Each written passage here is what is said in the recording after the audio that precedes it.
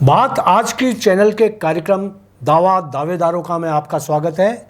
मैं सुरेंद्र चतुर्वेदी आज जिस शख्सियत को आपके सामने प्रस्तुत कर रहा हूँ, आपसे रूबरू करा रहा हूँ और उसके दावे से आप परिचित होंगे, वो छोटा मोटा नाम नहीं है। पुष्कर विधानसभा क्षेत्र से डॉक्टर शैतान सिंह रावत का नाम आप लोगों ने सुना होगा और पिछले दिनों जगह जगह आपने उनके पोस्टर्स देखे होंगे। तो ये दावेदारी कर रहे हैं पुष्कर विधानसभा क्षेत्र से। इनके अपने ख्याल हैं, इनके अपने दावे हैं, इनके अपने एजेंडे हैं। इन एजेंडों को वो किस तरीके से खरा उतारने के लिए मैदान में उतर रहे हैं, यही बात करने के लिए मैं आपका स्वागत करता हूं। डॉक्टर शैतान सिंह जी, बहुत बहुत स्वागत है आपका हमारे कार्यक्रम में। मैं सबसे पहले ये चाहूँगा कि आप तो सरकारी नौकरी में रहे, हमेशा आपने मेडिकल लाइन में रहकर डॉक्टर थे आप, और आपने पूरी जन सेवा की डॉक्टर के रूप में। तो आप एकदम से क्या लगा आपको कि राजनेता के रूप में भी आपको सेवा करनी चाहिए? मेरा शुरू से ही कॉलेज में ये था कि मुझे भलाई के कार्य अधिक से अधिक करने हैं जी। तो यही सोचकर मैं समाज सेवा के सोचकर ही चिकित्सा क्षेत्र में आया जी। और चिकित्सा क्षेत्र में मैंने काफ़ी सेवाएं दी। मेरी 28 साल की नौकरी में जहाँ जहाँ रहा, फर्स्ट पोस्टिंग से लेकर अब तक की, वहाँ मेरे को लोग याद करते हैं कि मैं 24 घंटे उनके लिए उपलब्ध रहता था और बिना कोई फीस लिए उनका इलाज करता था। और 24 घंटे मतलब इवन कई बार तो मैं पेशेंट को रेफर करता था इंटीरियर से, तो जेब में पैसे नहीं होते तो मैं अपनी जेब से भी पैसे देके उसको रेफर करता था कि भाई तुरंत इसका इलाज कराइए। तो अब मुझे ऐसा लगा कि चिकित्सा क्षेत्र में रहते हुए सेवाओं की एक दायरा है जी, उस दायरे से बाहर नहीं जा सकते। और फिर सरकारी नौकर होने का तो अलग ही एक सीमाएं होती हैं, जिसमें आपका बजट होता है, आपकी सीमाएं होती हैं, आप जगह जगह ट्रांसफ़र हो रहे हैं। यहाँ आज आपने सेवा की, फिर दूसरी जगह आपको सेवा करने का मौका मिल रहा है, तो आपने शायद यही सोच कर कि एक जगह बैठकर कहीं सेवा की जाए। बिल्कुल, मैंने इसलिए इस दायरा को बढ़ाने के लिए हाँ जी राजनीति के क्षेत्र में आए,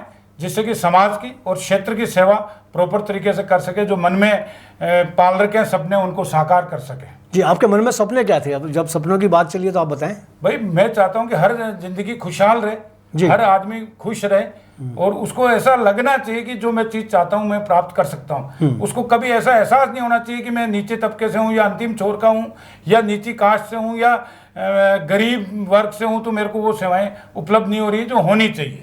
तो फिर आपने पुष्कर ही क्यों चुना? मैं पुष्कर का निवासी हूँ मूल। अच्छा। मेरा मूल गांव बडलिया है जी। अच्छा। जहाँ अभी सरपंच भी मेरे बड़े भाई साहब हैं, ज्ञान सिंह जी पंवार। अच्छा। जो प्रिंसिपल मोनिया से रिटायर हुए हैं और उनको भी गांव वालों ने जबरदस्ती कहा कि आप सेवा करिए गांव में आकर। तो वो गांव के सरपंच बनाए गांव वालों ने।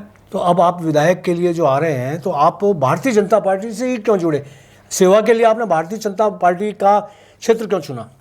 भाई देखो, मैंने नरेंद्र मोदी जी के बारे में पढ़ा और इनकी जीवनी पढ़कर इनके जो कार्य प्रणाली देखकर मैं बहुत इम्प्रेस हुआ। और आज के ज़माने में भी पहले मेरी चॉइस है कि सनातन धर्म आगे बढ़े, इसलिए मैंने भारतीय जनता पार्टी को चुना।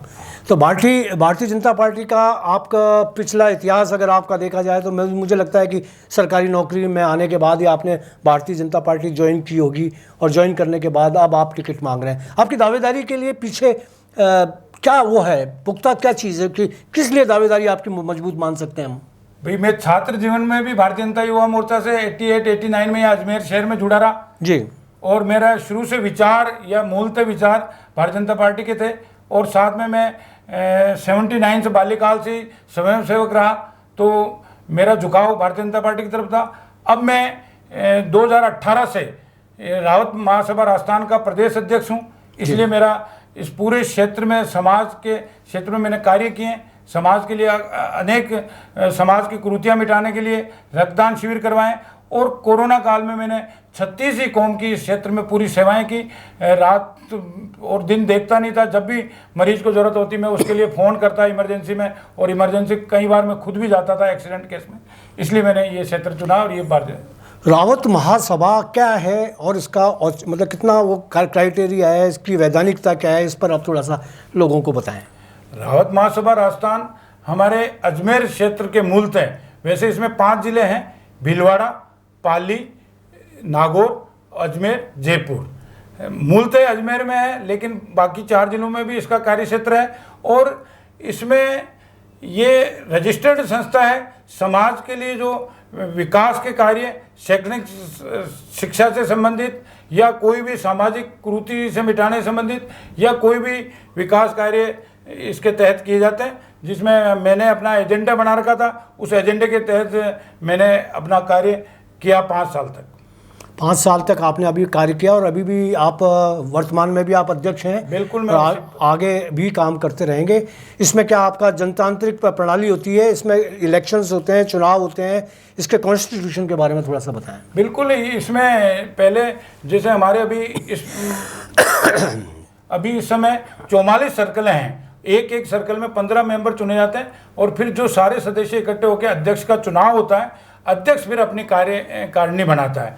तो मेरे चुनाव जब हुए 2018 में, तो मेरे सामने 3 उम्मीदवार और थे। मेरे समेत 4 उम्मीदवार थे और मैं विजयी हुआ। उसमें बाकायदा उसमें लोकतांत्रिक तरीके से मत का प्रयोग किया गया सर्कल के सदस्यों द्वारा और मेरा चुनाव हुआ। ये चुनाव कितने साल में होते हैं आपके?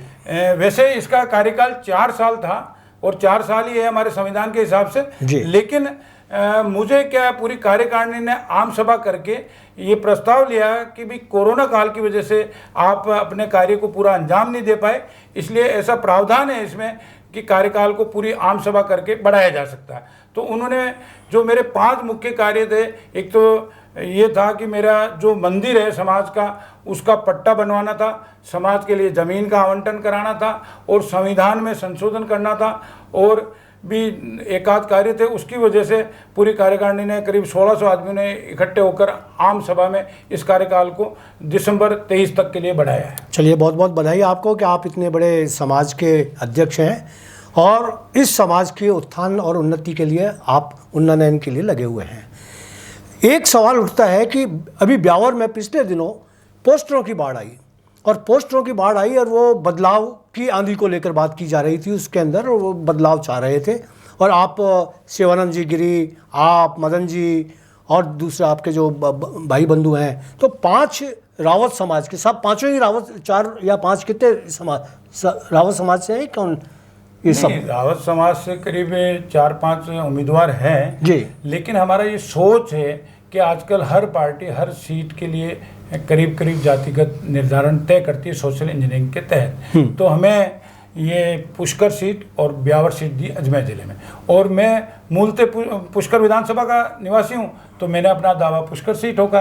अब ये है कि मेरे साथ और भी उम्मीदवार थे जिन्होंने कहा कि भाई डॉक्टर साहब अपन मिलके अपना दावा करते हैं, तो हमने पार्टी को कहा जो भी उचित लगे, अच्छा उम्मीदवार लगे, उसको टिकट दे दिया जाए। चलिए, अब आपका जो दावा है वो जिन मित्र मंडलियों का दावा है उसमें अशोक रावत हैं, आप हैं, शिवानंद जी गिरी हैं, स्वामी जी, और कौन है?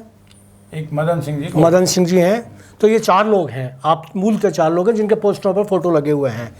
तो इसके पीछे आपका उद्देश्य क्या है कि 4 लोग मिलकर क्या मतलब टिकट तो एक को मिलेगा, और मेरे को ये लग रहा है कि चारों लोग प्रयास कर रहे हैं। शिवानंद जी भी प्रयास कर रहे हैं, अशोक रावत भी बड़े सशक्त दावेदार हैं, मैं उनको भी जुटला नहीं सकता, और दूसरा मदन सिंह जी भी बहुत पुराने भाजपाई हैं और पुराने दावेदार हैं, और आप तो अब दावेदार हो ही गए हो मजबूत। तो इसमें आप कैसे एक साथ मिलकर कैसे काम करेंगे? नहीं, बिल्कुल हमने ये सोचा कि सब अपने अपने प्रयास, स्वस्थ प्रयास करें और पार्टी जिसको भी टिकट देती है पार्टी के साथ तन मन धन से उसके जिताने में लग जाएं। चलिए, पार्टी के साथ तो फिर बदलाव क्यों चाह रहे? बदलाव तो ऑलरेडी आपके पास सुरेश रावत नाम का विधायक, और जो रावत ही है, रावत समाज से ही है, तो वो ऑलरेडी है। तो फिर उसके बदलाव को फिर आप क्यों आगे आना चाह रहे हैं? क्या उद्देश्य है आपका? नहीं, सुरेश जी रावत भी मेरे छोटे भाई समान ही हैं जी, और उनको 10 साल समाज ने मौका दिया जी। और जब वो क्षेत्र में कोई नहीं जानता था, उनकी कोई पहचान नहीं थी, उस समय भी जब पार्टी ने उनको टिकट दिया तो पूरे समाज ने उनको भारी मतों से 43,000 मतों से जिताया, और उस समय समाज के प्रत्येक व्यक्ति ने धन भी दिया उनको। और आप खुद देख सकते हैं कि उस समय के सुरेश सिंह जी में आज के सुरेश सिंह जी में कितना अंतर है। अंदर से मतलब आपका कुछ मानसिक रूप से, आर्थिक रूप से, शारीरिक रूप से क्या बदलाव है? इस बारे में मैं ज़्यादा कुछ नहीं कहना चाहूँगा, ये जनता भी देख रही है, आप भी देख रहे हैं जी, कि भाई सुरेश सिंह जी में जो उनको 2013 में टिकट मिला था, उस समय सुरेश सिंह जी क्या थे, अब क्या है, और कितना विकास हुआ।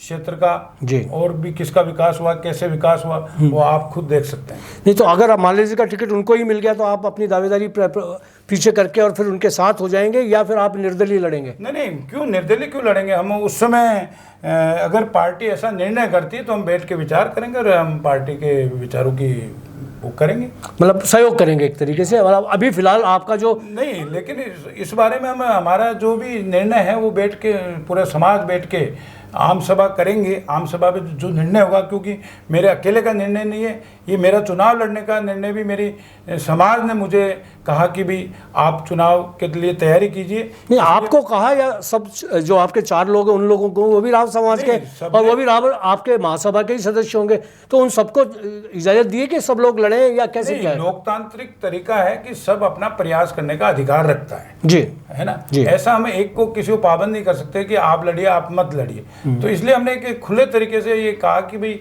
जिसको भी पार्टी टिकट देती है उस समय अपन समाज की मीटिंग बुला के तय करके आगे के निर्णय के हिसाब से कार्य करें। तो आप लोगों ने कोई सामूहिक एजेंडा भी बनाया है या सिर्फ बदलाव के लिए बदलाव चाह रहे हैं? नहीं, बदलाव की ऐसी बात ही नहीं है। बात यह है कि एजेंडा तो व्यक्तिगत है भी। मेरा जो चुनाव का एजेंडा है उसमें मैं सबसे पहले पुष्कर को विश्व के पटल पर धार्मिक नगरी देखना चाहता हूँ, और साथ में जो अभी पुष्कर की स्थिति देख रहे हैं कि घाटों का है, चाहे ब्रह्मा जी का मंदिर है, जैसा कि सभी विकास हुआ अयोध्या नगरी का या अपने महाकाल का या काशी का, ऐसा विकास मैं करवाना चाहता हूँ। साथ में मैं ये देखता हूँ कि रूपनगढ़ बेल्ट बिल्कुल कटा हुआ बेल्ट है, वहाँ पानी की कमी है। अपने आना सागर से जो अनावश्यक जल बहकर पीछे जा रहा है, जो पीछे कईयों की खेतीबाड़ी नुकसान कर रहा है, तो मैं ये चाहता हूँ कि मैं अगर विधायक बनता तो इस आना सागर के जो व्यर्थ पानी को लिफ्ट करके रूपनगढ़ क्षेत्र में सिंचाई के लिए काम में लूँ, जिससे कि रूपनगढ़ क्षेत्र भी सरसब्ज हो। और साथ में मैं ये चाहता हूँ कि इस जो पुष्कर में गुलकंद उद्योग है इसको भी डेवलप किया जाए। साथ में यहाँ जो अपनी पुरानी है कालबेलिया नृत्य है या जो भी अपनी वो सामाजिक परंपरा है उसको भी विकसित किया जाए। और साथ में मैं रूपनगढ़ क्षेत्र में औद्योगिक विकास भी करूंगा रिको एरिया डाल के। और इसके साथ साथ मेन समस्या हमारे पुष्कर के गाँव में जो पेराफेरी के गांव है 119 गाँव में, उसमें एडीए ने जब 2013 में आई तो बिना भौतिक सत्यापन किए सारी ज़मीन कन्वर्ट कर दी। लोगों के 100 साल 50 साल मकान बने हुए हैं, लेकिन ये तोड़ने पर आमादा है। तो मैं इसमें कोई मूल रूप से ऐसा सिद्धांतिक निर्णय करवाऊंगा विधानसभा की, जिससे कि गरीबों का आवास नहीं टूटे और उनको उसका कोई पट्टा दे दिया जाए भौतिक सत्यापन करके। बहुत अच्छे विचार हैं आपके पुष्कर के लिए और पुष्कर के पेराफरी गांवों के लिए, अपने समाज के लिए, बाकी सभी संप्रदाय के लोगों के लिए। मैं एक सवाल और पूछना चाहूँगा डॉक्टर साहब आपसे कि ये जो कांग्रेस का कार्यकाल रहा पिछला, आपने तो पूरा कार्यकाल बीजेपी कभी कांग्रेस आती रही और सरकारी नौकरियों में आप सब दोनों दलों को देखते रहे और बल्कि मैं कहूँगा भुगतते रहे। अब आज की जो तारीख पे कांग्रेस के लिए जो टिकटें मांगी जा रही हैं, तो उस पर थोड़ा सा आप बताएं कि कांग्रेस की टिकट मांगने पे या कांग्रेस की यहाँ प्रतिनिधित्व देने के लिए किस लिए पुष्कर के लोगों को आप वो करना चाहेंगे कि नहीं अब कांग्रेस की ज़रूरत नहीं है, बीजेपी की ज़रूरत है? आप उस मुद्दे पर कुछ बोलें। नहीं, ऐसा कुछ नहीं। कांग्रेस पार्टी अलग पार्टी है, वो अपने निर्णय के हिसाब से जिसको भी टिकट देवे और वो भी चुनाव लड़ने का सबका अधिकार है, सभी पार्टियों का अधिकार है। मैं मेरा एजेंडा बता सकता हूँ जो मैं आपको बता ही चुका हूँ, और मैं भारतीय जनता पार्टी की विचारधारा से हूँ, भारतीय जनता पार्टी से अपनी उम्मीदवारी रख चुका हूँ। तो दोस्तों, ये हैं डॉक्टर शैतान सिंह, जिनको आपने सुना, उनकी दावेदारी को आपने महसूस किया, देखा, पुष्कर के लिए उनकी चिंताओं को जाना, समझा। बहुत नपे तुले शब्दों में उन्होंने न तो अपने विरोधी पर वार किया, न किसी विरोधी दलों पर वार किया। बड़ी शालीनता से, बड़ी सज्जनता से उन्होंने अपनी दावेदारी पेश की। मैं आपको यहाँ आने के लिए आभार व्यक्त करता हूँ, आपका धन्यवाद देता हूँ, और मैं ये उम्मीद करता हूँ, आपको शुभकामनाएं देता हूँ कि आप डॉक्टर शैतान सिंह जी अगले विधायक हों और विधायक बनकर अपनी सेवाओं को, अपने जो आपने दावेदारी की उसको पूरा कर सकें। इन शुभकामनाओं के साथ आभार, धन्यवाद।